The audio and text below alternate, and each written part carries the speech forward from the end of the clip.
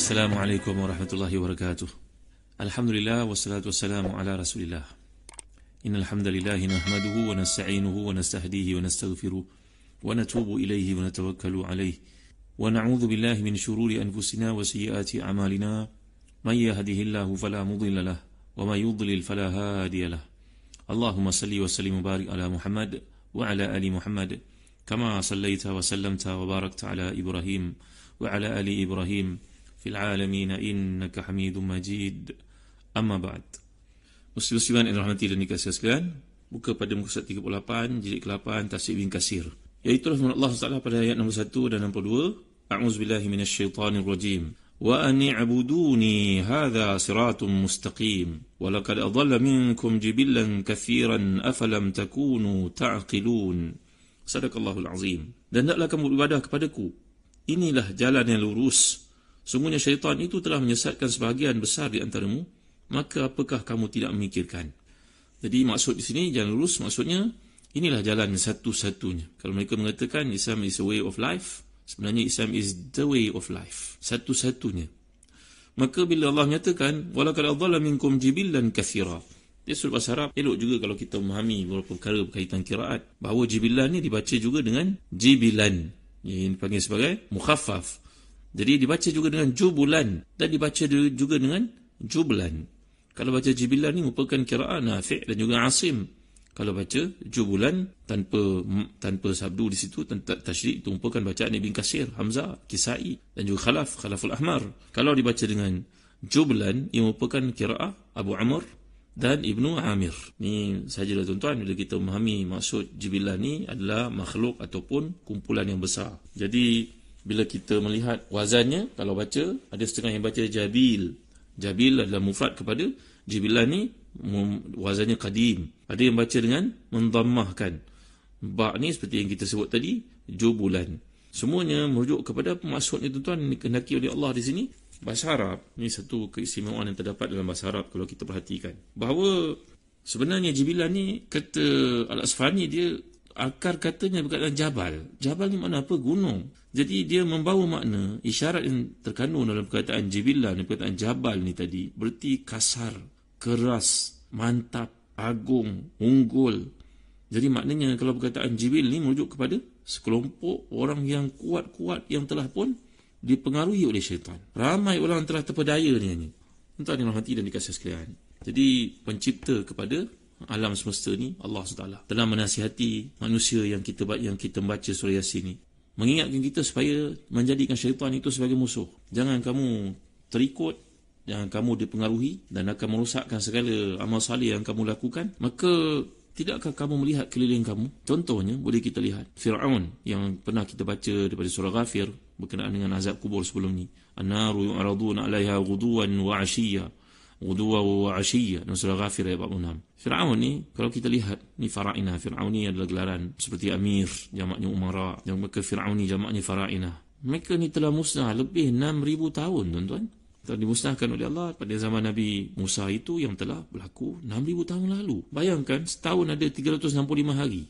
Bila Allah ceritakan tentang keadaan mereka di alam barzah ni, an-naru yu'raduna 'alaiha ghuduwan wa 'ashiyya. Wa yaumal qiyamati adkhilu ala fir'auna asyaddal azab. Neraka itu, api itu dibakar kepada mereka ni pagi ke petang. Bayangkan daripada 6,000 tahun lalu, kalau kali setahun ada 365 hari, dah berapa ribu hari tuan-tuan keadaan siksaan yang dikenakan kepada Fir'aun ini. Sejak dia ditenggelamkan di Laut Merah itu sampai kali wa yauma taqumu sa'atu adkhilu ala fir'auna asyaddal azab. Nanti berlakunya kiamat, panggillah, masukkanlah Fir'aun dengan segala kejahatan dan keluarganya, golongan yang menyokongnya, masuk ke dalam seteruk-teruk azab. Ini tuan-tuan mati ni keseluruhan dunia timur dan barat mengalami macam-macam penyakit songsang, penyakit kebejatan, penyimpangan. Dah berapa juta orang yang kena AIDS pada hari ini, tuan-tuan. Ikut mungkin desis yang tidak tepat beberapa tahun lalu mengatakan yang terkena AIDS ini bilangannya sudah pun 20 juta. Merupakan satu penyakit yang sangat menakutkan dan asasnya Poinnya, perkara ni kerana dilakukan kenapa? Walaqad adalla minkum jibilan katsira. Begitu ramai manusia yang telah pun dipesongkan oleh syaitan ni, afalam takunu ta'qilun. Kamu ni tak fikir ke? Kenapa tak gunakan akal untuk berfikir? Dari sudut bahasa Arab, kalau kita lihat penggunaan perkataan ta'qilun dengan tatafakkarun ni tuan-tuan. Akal ini satu nikmat yang Allah berikan kepada manusia tu, diambil perkataan akala yang bererti satu. Umpamanya kalau kita melihat yang dipakai oleh orang Arab di atas serban di kepalanya itu dipanggil ikal. Ikal ni asal usul penggunaannya mengikut pada fiqhologa itu satu tambatan yang digunakan untuk menyekat unta tu daripada bangun. Unta ni bila dia duduk berteleku, maka lututnya akan dibengkokkan seperti itu. Maka si Arab ni mengambil gelung itu, letakkan di lutut tersebut, maka unta ini seolah-olah di-cramkan ataupun di-lockkan lututnya, maka dia tidak boleh bangun. Lama kelamaan Arab ini pun mengambil ikal ni, letak di tangannya, sukar asyik jatuh saja, terlepas daripada tangan, akhirnya letak atas kepala, elok pula, tak adalah terbang serban yang ada di atas kepala itu. Itu asal penggunaan ikal. Ikal ni maknanya akal. Akal ni satu benda yang dapat menghalang manusia daripada melakukan keburukan. Dia ambil perkataan asalnya daripada ikal ni tadi, iaitu satu gelung yang digunakan untuk mengelakkan sang unta ni daripada melarikan diri ketika dia duduk dan tuannya sedang berehat seperti itu. Kita dapat lihat dalam Al-Quran, tuan-tuan dimuliakan Allah sekalian, perkataan yang aqilun ni disebut oleh Allah SWT lebih kurang 22 kali. Lebih banyak daripada perkataan yatafakkarun ataupun tatafakkarun. Tengok ya, perkataan yang aqilun, perkataan akal ni dalam segala bentuk daripada perkataan akala itu datang dalam 22 kali. Ini mengikut kiraat Hafaz daripada Asim yang aqilun. Ada setengah yang baca ta'qilun dalam perbezaan qiraat yang ada.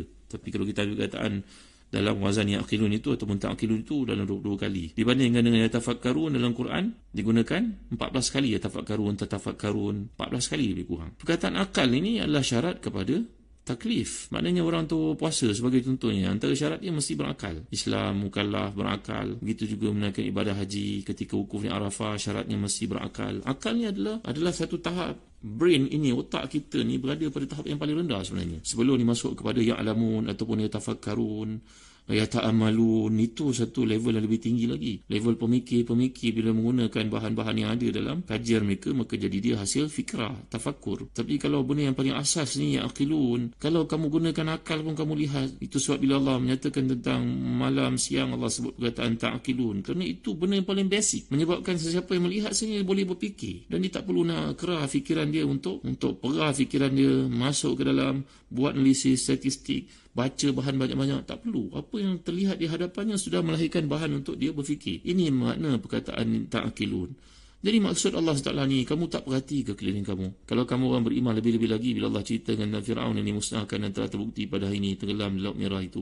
Allah gambarkan an-naru yu'raduna 'alaiha ghuduwan wa 'ashiyya wa yawma taqumu as-sa'ah adkhilu ala fir'auna asyadal 'azab. Ketika neraka itu, api yang panas itu nyalakan sejak dalam kuburnya, barzah lagi. Ketika berlakunya kiamat nanti, masukkan Firaun dan juga kuncu-kuncunya ini ke dalam azab yang paling pedih. Kalau kita kalikan 6,000 tadi kali dengan 365 hari, dan kemudian lihat pula dengan kebejatan penyimpangan berlaku di mana tempat dan dunia mengakibatkan penyakit AIDS ni tadi, yang asasnya kerana melakukan perkara yang bercanggah dengan kehendak Allah SWT. Takkah kamu fikir? Takkah kamu nampak? Takkah kamu terfikir? Kalau kamu tak menggunakan akal kamu untuk mendalaminya, menghayatinya sekalipun, kamu lihat saja, kamu baca saja, tentu dah tercetus dalam minda kamu apakah perkara-perkara yang dilarang oleh Allah ni memang kesannya buruk sekali untuk dilakukan. Begitu tuan-tuan. Jadi perkataan jibilan ni tadi datang perkataan jabal yang bermaksud golongan manusia yang ramai terpengaruh, tapi kamu dapat lihat kesan terpengaruhnya mereka itu, buruknya, impaknya yang teruk dan dahsyat dan merugikan semua pihak. Lihat masyarakat barat pada ini, berapa banyak cost treatment yang terpaksa mereka keluarkan untuk merawat penyakit-penyakit ini daripada membendungnya, daripada terus berlaku tuan-tuan. Banyak sekali bukan? Perkataan perkara namanya zina pada hari ini telah terbukti di negara barat bahawa perkara nama zina menyebabkan masyarakat barat pada hari ini telah pun rosak institusi keluarga. Bila keluarga tidak ada, maka keadaan masyarakat pun tak dapat ditadbir urus dengan baik. Dan lain negara yang kaya itu menjadi milik imigran datang sebagai contohnya. Dan jawatan-jawatan penting tak dapat nak diisi kerana rakyat tempatan sendiri tak ada kualiti, kerana yang lahir daripada kesan zina ini begitu tidak kompeten untuk mengisi tempat-tempat tersebut, kerana tidak ada masa depan, tidak ada kasih sayang, mungkin rupanya cantik tapi dia suruh mindanya rosak. Ini semua merupakan bukti-bukti yang bila Allah gambarkan walaqad adalla minkum jibilan katsiran afalam takunu ta'qilun. Kamu sepatutnya melihat saja sepintas lalu seperti itu, kamu dah tahu kenapa Allah SWT melarang kamu ikut syaitan, kerana kesan daripada ikutnya itu sangat buruk sekali kepada kamu sendiri sebenarnya, di dunia lagi sebelum di akhirat. Kemudian kita dapat lihat dalam ayat yang berikutnya, bila Allah menyebut pada ayat 63, bagi tuan Miki tafsir Ibn Katsir, buka ke muka 40. Firman-Nya, a'udzubillahi minasyaitonirrajim. Hadhihi jahannamu allati kuntum tu'adun. Islauha al-yawma bima kuntum takfurun. Al-yawma nakhtimu ala afwahihim wa tukallimuna aydihim wa tashhadu arjuluhum bima kanu yaksibun. Walau nasha'u latamasna ala a'yunihim fastabaqus sirata fa anna yubsirun. Walau nasha'u lamasakhnahum ala makanatihim famastata'u mudiyyan wala yarji'un. Terjemahannya, inilah Jahannam yang dahulu kamu diancam dengannya. Masuklah kamu ke dalamnya pada hari ini, disebabkan kamu dahulu mengingkarinya. Pada hari ini kami tutup mulut mereka, dan berkatalah kepada kami tangan mereka, dan memberi persaksian kaki mereka terhadap apa yang dahulu mereka usahakan. Dan jikalau kami mengkehendaki, pastilah kami hapuskan penglihatan mereka, lalu mereka berlumba-lumba mencari jalan, maka tidakkah mereka dapat melihatnya? Dan jikalau kami mengkehendaki, pastilah kami ubah mereka di tempat mereka berada, maka mereka tidak sanggup berjalan lagi dan tidak pula sanggup kembali. Ini merupakan satu gambaran berikutnya dikatakan kepada orang-orang kafir di kalangan Bani Adam pada hari kiamat. Neraka Jahim diperlihatkan kepada mereka sebagai celaan dan penghinaan. Hazihi jahannamu allati kuntum tu'adun. Inilah dia neraka yang dahulu kamu diancam dengannya. Dan kamu pernah bertanya, bila datangnya kiamat? Apa ada lepas kiamat? Mereka mempermain-mainkan nabi-nabi yang diutuskan. Inilah dia yang dulu kamu diperingatkan, kamu mendustakan. Islau halia wa mimma kuntum takfurun. Masuklah kamu ke dalamnya pada hari ini disebabkan kamu dahulu mengingkarinya. Dan kemudian Allah mengingatkan, al-yawma nakhtimu ala afwahihim wa tukallimuna aydihim wa tashhadu arjuluhum bima kanu yaksibun. Pada hari ini kami tutup mulut mereka, dan berkatalah kepada kami tangan mereka, dan memberi persaksian kaki mereka terhadap apa yang dahulu mereka usahakan. Demikianlah keadaan orang kafir, orang munafik pada hari kiamat, ketika mereka mengingkari perilaku buruk mereka lakukan di dunia. Dulu mereka bersumpah dengan apa yang mereka lakukan, lalu Allah tutup mulut mereka, lisan mereka tak boleh berbicara. Sebagaimana Allah Ta'ala berkuasa menjadikan mulut itu bercakap. Dan hari ini kita dapat lihat bagai teknologi membantu untuk bercakap. AI namanya, kereta boleh bercakap, telefon boleh bercakap, buku boleh bercakap bila kita scan pada QR code-nya contohnya. Maka bila manusia mampu melakukan perkara sedemikian, bayangkan kuasa yang ada pada Allah SWT. Dalam satu hadis daripada Sufyan bin Uyainah, daripada Abu Hurairah radhiyallahu anhu, hadis yang panjang menceritakan tentang keadaan manusia di akhirat. Summa yalqa salis fayaqul ma anta, fayaqul ana abduka amantu bika wa bi nabiyyika wa bi kitabika wa sumtu wa sallaitu wa tasaddaqtu wa yusni bi khairin mastata'a.